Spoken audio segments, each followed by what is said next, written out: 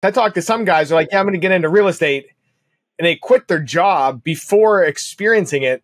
Like, you got to experience the suck to know what you're getting into first, and then to see if you can really do it. We're in a different world now, but when we did it, you didn't get 5,000 emails a day from private fix and flip financing companies that wanted to finance 90 or 100% of your deal and with rehab and all this. You just didn't have all that. It was a different world. Hey, welcome back to another episode of Eat, Sleep, and Invest. I'm your host, Brian Driscoll, and I'm here with Brian Ferguson. What's going on, Brian? Oh man, just happy to get the week started. It's a moose day, as the team was calling it this morning, that Monday, Tuesday mix, but just happy to be here. Thanks for having me on. Yeah, cool, man. Thanks for coming on. Brian, why don't you tell everybody a little bit about what you do? Sure, absolutely. Kind of give it a high level overview. So 18-year real estate veteran. We started out in the fix and flip world 18 years ago. We still do that today. Our years average somewhere in that 100, 200 transaction base. And then we also expanded into, we have a ground up new construction and land development division. And then we buy and hold apartment complexes and retail shopping centers. And we recently, a few years ago, launched a capital company and started raising and bringing in private capital for our larger deals to help passive investors. So little mix of everything there. Yeah, so you're doing pretty, how old are you? I'm 38. Okay, yes, 38. Yeah, and you're doing, that's a pretty decent volume size. Yeah, it's we started when I was 20. I was in the auto industry and we were watching the old original Flip This House, like the first one ever. Still my favorite show. I don't even watch them anymore, any of them. And then just bought one, did it on the side, then two, then three. And then, the second year we did, I think 20 something and then 50. And then it's grown from there. Did you start by yourself or did you partner up with someone? No, so I have a partner, still my partner today. We both worked in the auto industry. I was in the finance portion of it, and he was in the sales portion of it. And then he left first. Now his main focus is construction, operational, and then I've always been on the kind of sales, acquisition, finance piece of it. But no, we're still partners today. We started at the same. Actually, originally there was three of us. It's an interesting fact. A lot of people don't know. We did the first two with. There was a guy we worked with that he had 10 rental houses. And to us at the time, we're watching the show and he had done a few of them. We're like, man, this guy's like the GOAT, we did a few and then we realized we didn't really align as a three-way partnership. We had different goals. And so it turned into two of us when we started the company, and that was about 6 months into it. And then just, took off from there. He left. We had good jobs back then, but he left. We bought our first house in March of 2007. So we just celebrated 17-year anniversary on August 30th. And then that's when we created the actual entity. But he had left, I don't know, probably September of 2007. And then they gave me an ultimatum on a Saturday morning, first week of January. They said, look, we heard you have this side business going. Make a decision. It's us or that. And so I tossed them the keys to my demo at the time. That's where you had company vehicles, and grabbed my stuff, walked out the door and realized, crap, I don't have a car. So got picked up and we just grinded it out for 3 years we lived off of savings for 3 years until we, had grown enough and had a team to where we could actually start cutting ourselves paychecks.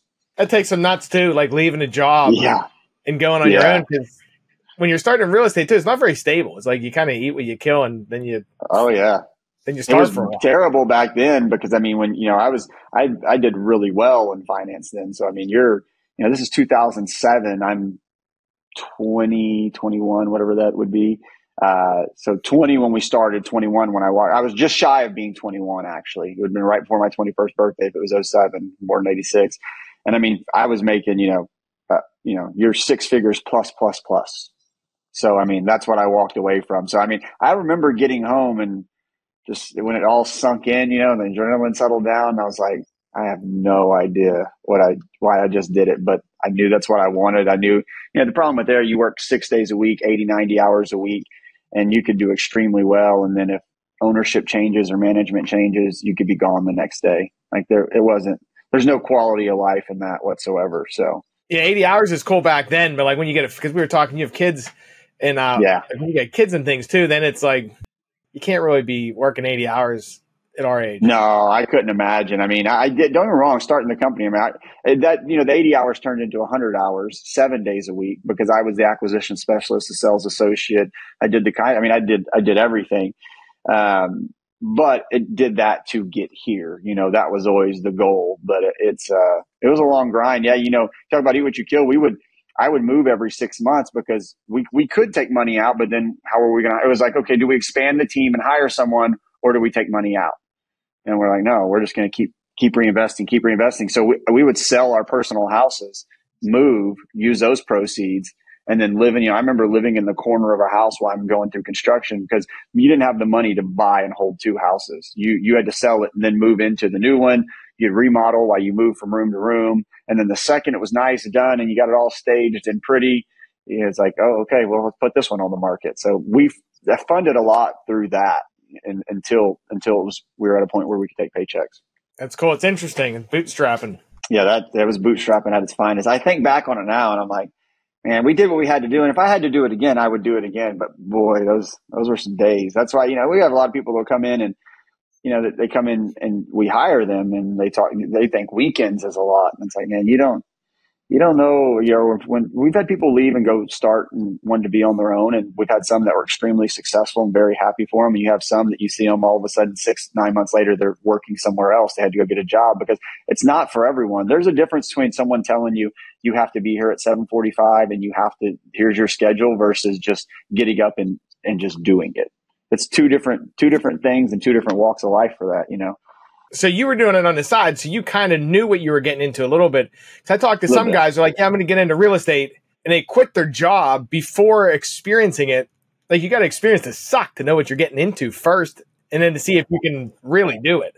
Well, and funding it, and we're in a different world now, but when we did it, there wasn't you didn't get 5,000 emails a day from private fix and flip financing companies that wanted to finance 90 or 100% of your deal, and with rehab and all this and the paper leads. Like, I mean, you just didn't have all that. It was a different world. And so we did it, fortunately I left right after the first, right? So I had a full year of good income.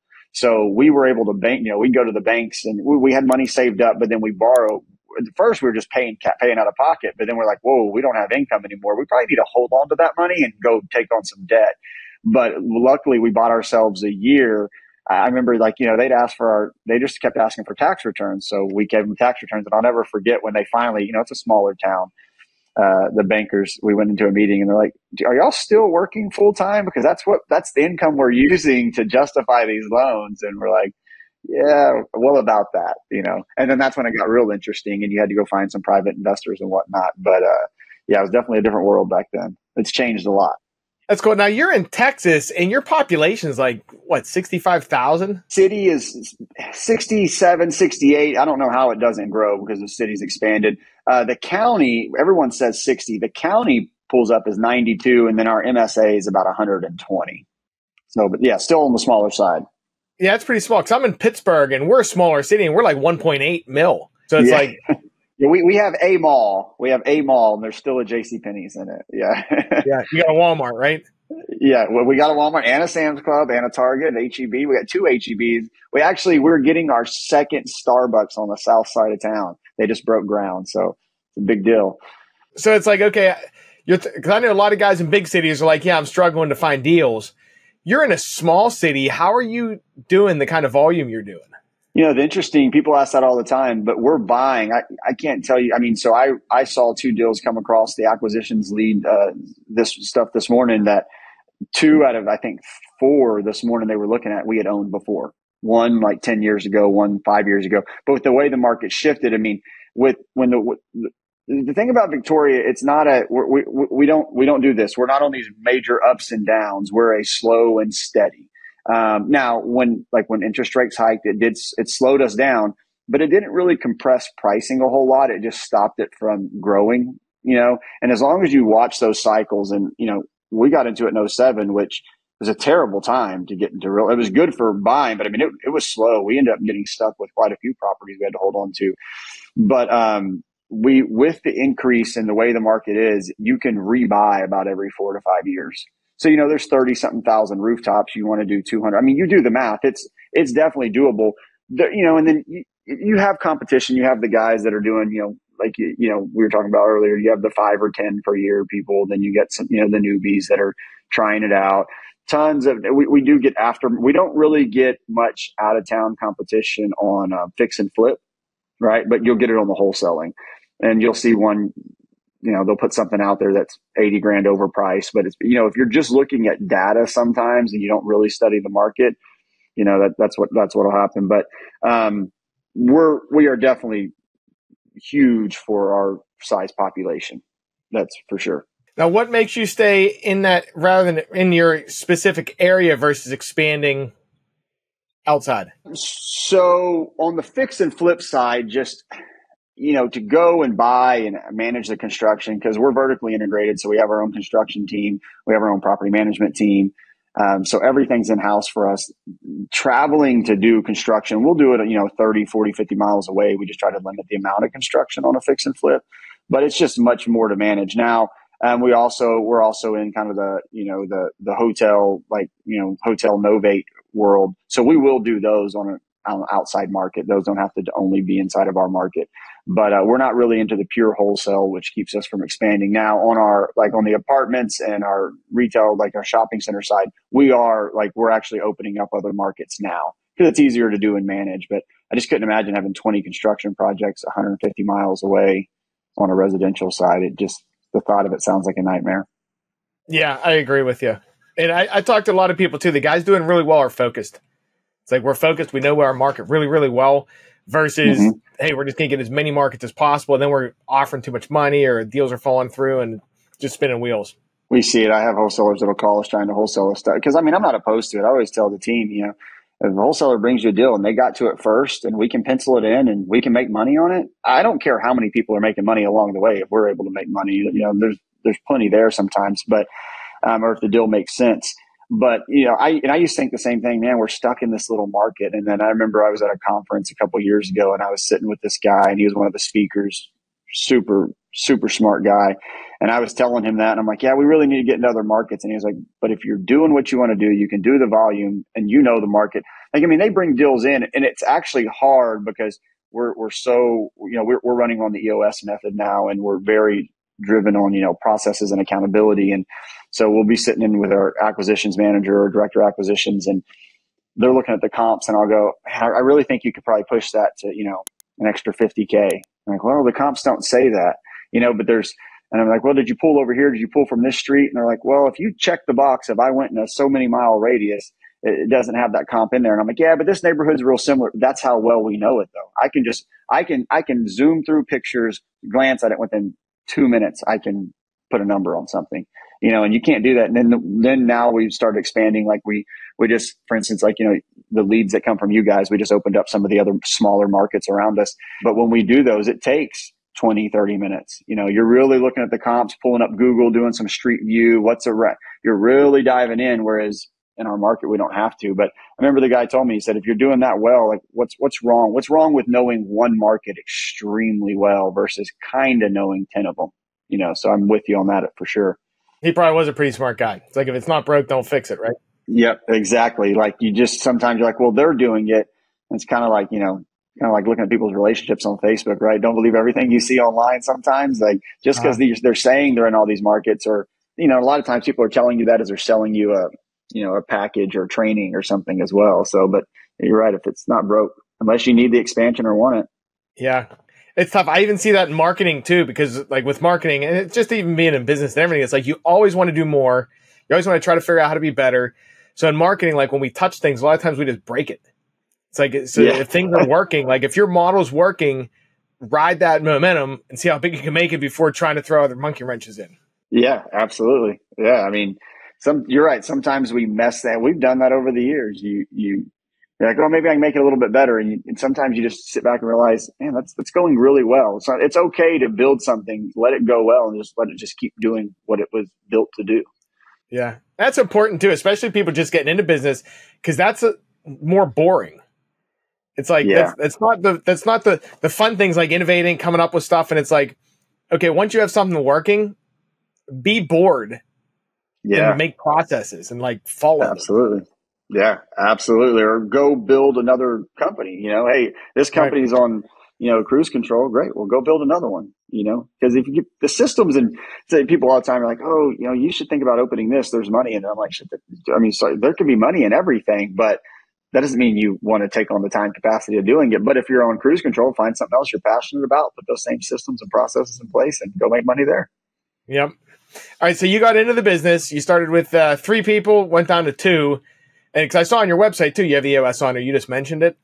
So walk me through. So it's you and your partner, the third guy left already, and then growing the business and when you implemented EOS, and maybe even touch on what EOS is for things for some of the people that might not know. I'll start backwards there. So EOS, Entrepreneurial Operating System. It's a system you put in place and they'll help implement to really, for the people that are out there doing everything and their hands are in every department every day. That's who needs EOS once you're growing. It allows you to grow and scale, and it puts the right people in the right places and holds them accountable. But, we did not implement that until we've been on it for so we started a program similar to EOS about 2 years ago. We've been on EOS for 1 year.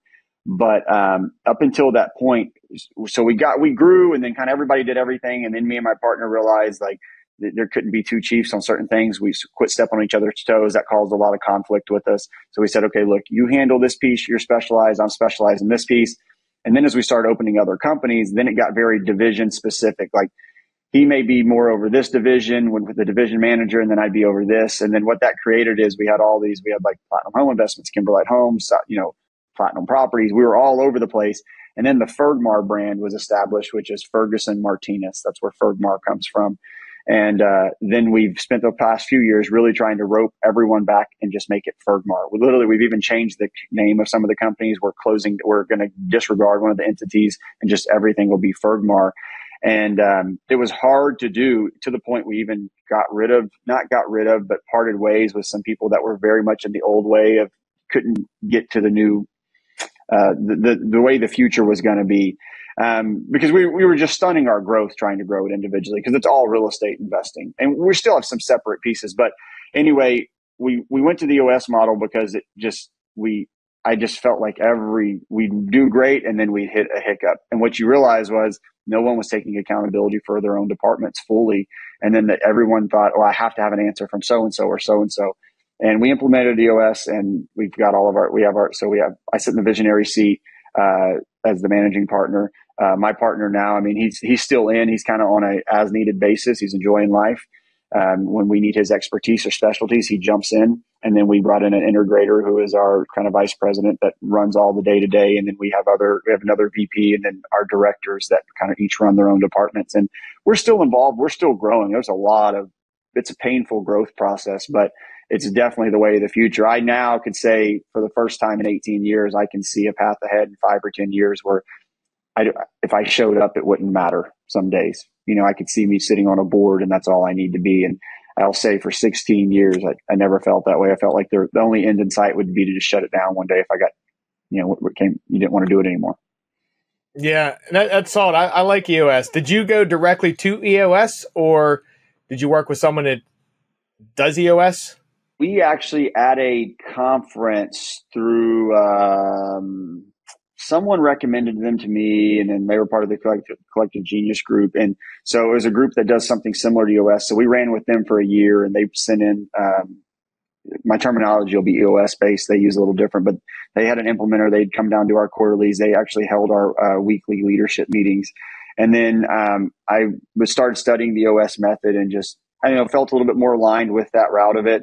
They had the books and the material to train our team in a mass when you're trying, we're not a 10-person team, we're a 50, 60-person team. So we switched the EOS model, and it was a little bit of some whiplash there just from terminology and things that are different, but we self-implement now. But we have a guy that, our vice president of product development is great at that stuff. So if we didn't have him doing that piece, or someone that could specialize in it, I would definitely recommend, if someone was getting started, to spend the money and hire an implementer if you're not familiar with it at all. Because that first year of having them was crucial to get you, because you had to get very detailed to have the same meeting every week, the same time, have your quarterlies. It's a lot, but it's worth it. Everybody that I would say, I don't want to say everyone in the company, but everyone that's experiencing it in their meetings, which is nothing but positive feedback. Yeah, and I think a lot of people can relate to that too, having their hands in all the pots. It's like you're going from being kind of do-it-yourself, self-employed, to building it into a company where you start having like formal meetings, things like that. People are accountable. So it's a big transition.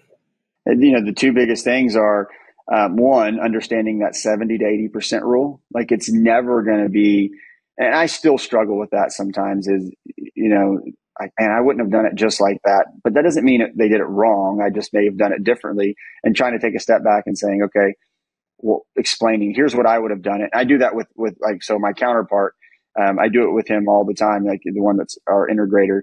And I'll say, I would have done that. And he'll explain, okay, fair point. I like the feedback, but I did this and here's why I did it. And we have those conversations quite often. And I'm like, okay, all right. I understand your point as well. And just understanding like you're not going to get to 100%. You can't have that expectation. It has to be at 80%. But then the other piece is for it really to work. It's like, the accountability chart is huge, but just putting someone in a box and going through the measures doesn't do anything if you don't actually hold them accountable. Because they have to understand you are accountable for this. If it fails, you're accountable, but then you also have to make sure you're giving them the right tools, resource, and training.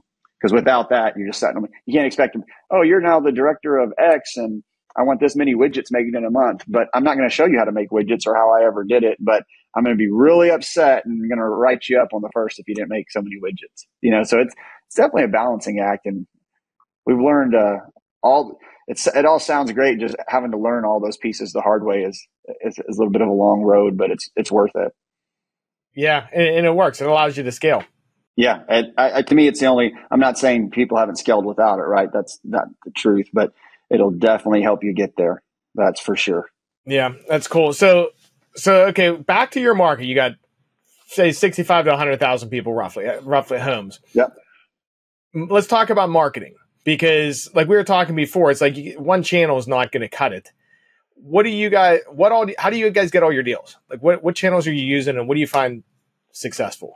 So we're definitely pay-per lead site, the motivated lead site, your guys' site, we use that. There's a few others we subscribe to.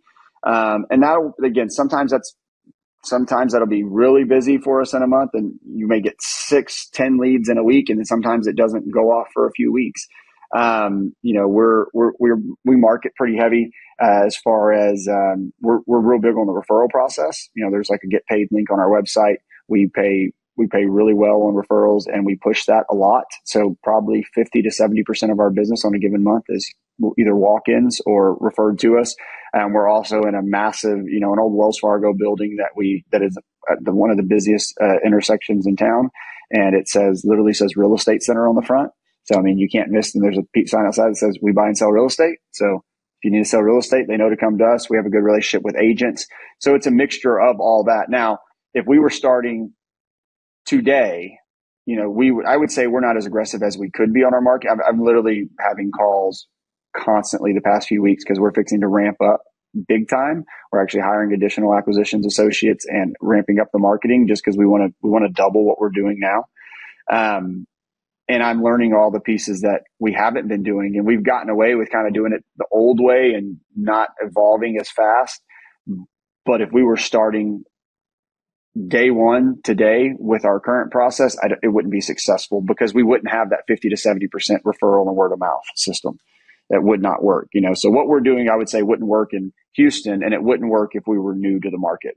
It's just, like I said, times have changed over 18 years, and we're still doing a lot of what we did 18 years ago or 17 years ago. But we've added a few pieces and evolved. We do a lot of direct, mail. We do a direct mail, and then we look for any source of, foreclosures, divorces, estates. We process all those leads. Anyone that we feel our services can be helpful to. Yeah, and that's an interesting point too, because you're basically reaping rewards from seeds you planted 15, 16, 17 years ago because you build the relationships, especially in a small area because you probably know most of the market, like most of the people out there, they know you. Absolutely. So it's like consistently networking with people and having good values and keeping a good reputation, things like that. The people are like, oh no, we can go to them and they're not ripping off grandma. You know what I mean? Yeah. Stuff like that. They'll actually make fair deals. That's huge. Yeah. And I mean, and especially now, you have so much of nothing against it. I get a lot of people are kind of cutting their teeth on the wholesale world and or some different way of doing it because you simply don't have the money to pay cash for something. But that's, we know that, agents know that, like, we will buy something, we will pay cash for it. We can close. I mean, if you called me right now and it was the right deal, we maybe close it later. Used to we say we close something within a few hours. Title's not as fast as it used to be, but within a day or two, we'll get something closed if we have to. That doesn't happen very often, but we do have those capabilities. We're established and we have the funds to do so. That's solid. Anything else we wanted to talk about that we missed? No, I think we covered a lot of it. Just kind of went through it. Yeah, it's good stuff. Oh, hey, let me ask you this. So you do pay per lead using our system, the motivated lead system. What's your experience like, and what are you seeing using our leads? No, it's been great. You guys' leads are definitely quality leads. We've bought from quite a few different places, and we advertise ourselves on Google and all that as well. But there's some where, you get them and you get someone on the phone, they have absolutely no interest in selling. So, like I said, we don't get a ton of them. That's just because of the market. But what's important and what we like about you guys is that they're qualified. You're getting a lead that someone actually wants to sell a property, and that's important. So we're not wasting time or money on it. But no, we've enjoyed it. It's been a great tool in our tool belt. Yeah, thanks, man. Yeah, that's what we strive for, more of the quality, trying to get guys deals. Absolutely. Hey, well, thanks for coming on, man. We appreciate you. Yeah, man. Thanks for having me. I really appreciate it. Yeah, good stuff. Hey, Brian, if anyone wants to reach out to you, because you do a lot of different things too, what's the best site or sites for people to check out what you guys do? Yeah, so I'm on LinkedIn. You can find me there, or you could go to our fergmar.com, fergmar.com, or on our capital side is altunascapital.com, ALTUNAS capital.com. But yeah, if anyone in our market, other market wants to, have feedback or learn more for something we do, or get into the capital raising side or syndication piece, I'm an open book. I'm always happy to help and kind of grow the next generation there. So. Excellent. Thanks. What's your top book you'd recommend? Right now, my top book I recommend is, just because we're on the EOS piece, I would tell everyone Traction. If you're starting or growing a business, pick up the book Traction, read it. Just, it's extremely important. I can't stress that more. There's a lot of great books. That and the Six Geniuses by Patrick Lencioni, it kind of ties in with that EOS model. You kind of merge the two of them, and it's like, it's not magic, but it's the closest thing you'll get in business if you follow the steps. So cool, man. Hey, well, thanks for coming on, man. We appreciate you. All right. Thank you. Have a great one. Hey, you too. And hey, everyone, thanks for listening. Until next time, get out there, close some deals. We'll see you guys.